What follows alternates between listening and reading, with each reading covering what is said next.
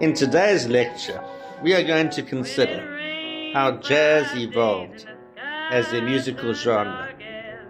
We will consider aspects of the historical evolution of the genre, of the different styles of jazz, the different techniques used in these styles.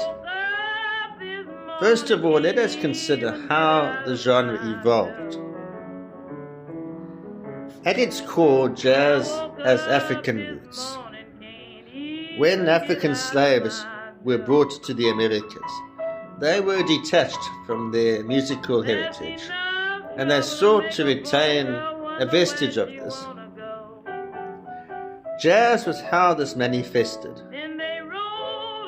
They brought with them African choral techniques such as call and response. We should remember that these slaves were brought from West Africa, and in fact call and response was a West African musical technique. It later manifested in the church music of the African Americans, but this particular technique also manifested in jazz. Also, we should consider that when they worked on the cotton plantations in America, they had a certain style of singing. They were known as the hollows. They sung in a plaintive and sad fashion.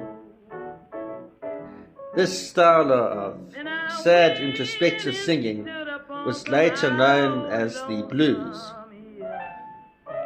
As was traditional in their style, they inflected certain tones in the scale. They inflected the third and the fifth, and these tonal inflections later manifested in the characteristic blues scale. So whilst Africans brought melody with them, they were later exposed to European harmony. So the synthesis of European harmony with African melodic and rhythmic elements was part of what led to jazz. At its core, jazz was made up of two genres, ragtime and blues.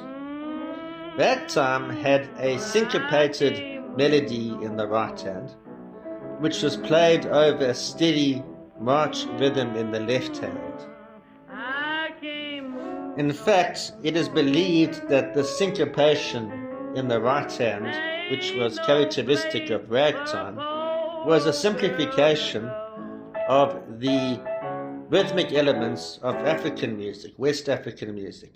And when it was simplified, it was understood as syncopation in ragtime. But at its core, it is actually, at least rhythmically, an African genre.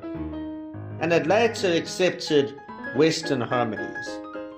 We also mentioned blues, which grew out of the spirituals which the African slaves sung in the plantations. So the synthesis of ragtime and blues led to what we know as jazz. At some point in its early phase, jazz accepted improvisation as one of its provisos. Improvisation remains an important part of jazz to this day, but at the same time it has become more restrained. It has to fit within certain form elements, with certain harmonic restrictions. Improvisation certainly featured in the early jazz bands, but when they played in more Western settings, they were expected to play from scores. In terms of some of the important forms of jazz, there is New Orleans jazz, there is swing, free jazz. These are some of the subgenres of jazz. And we should credit Louis Armstrong, the great trumpeter and vocalist, as having an important role in creating swing. These African slaves essentially worked in the south of America, and they were only emancipated later than the African Americans in the north of America. The merging of their style of singing, together with blues and ragtime, together with all its syncopation elements and the dance elements brought in through the European influence and the hymn-like influence of European church music, all of these disparate elements came together to form jazz. We mentioned that essentially the rhythmic element was African in origin, whilst the harmonic element was European in origin. The rhythmic element manifested in the syncopation of ragtime. We mentioned the melodies of the slaves in the cotton plantations, and we mentioned that they were referred to as field hollows. They sung their work songs or railroad songs. African hymns and spirituals all came together to give us blues. In terms of ragtime, Scott Joplin was one of the greatest composers of ragtime. It was essentially a piano genre. Other important names were the likes of Jelly Roll Morton. We mentioned New Orleans jazz. And then really, jazz began in New Orleans in the early 1900s. It was only recorded a few decades later. Around 1910 or 1915, it started to take on a certain structure. Instruments were actually accorded certain distinct functions. And this was the beginning of jazz as a more organized genre. So, for example, the cornet came to be recognized as the instrument that played the role of melodic embellishment. A singer might sing the blues, and after each line, the cornet might embellish. And each of the various instruments in a jazz ensemble had a different function. So this demarcation of functions marked the structuralization of early jazz in the early decades of the 1900s.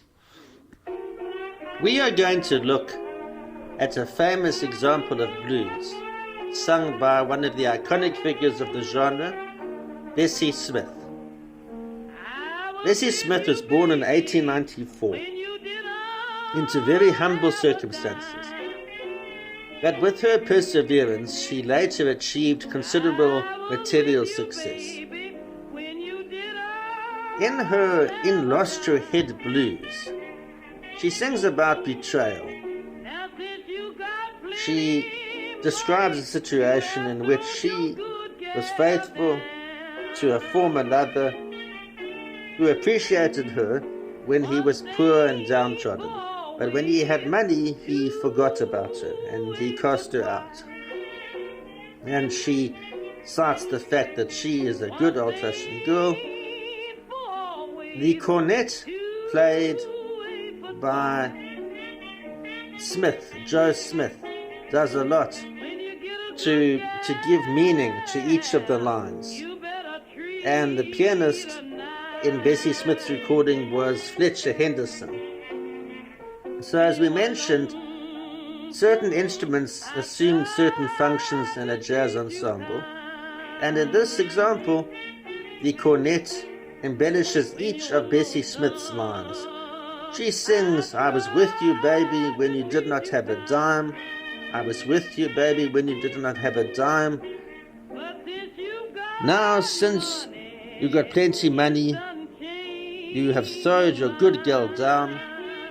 So she's reminiscing, but importantly, she uses characteristic blues techniques to give meaning to the notes.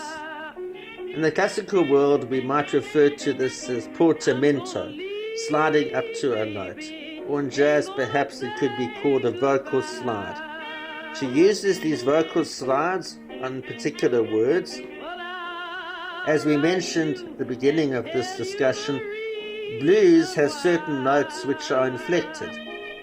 And indeed, she inflects certain notes to give meaning to their corresponding words.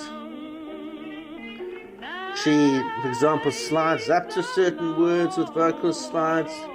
It really, if this had been sung by somebody else, the meaning would have been different. It's her own intuitive interpretation of the words which manifest itself in her vocal decorations.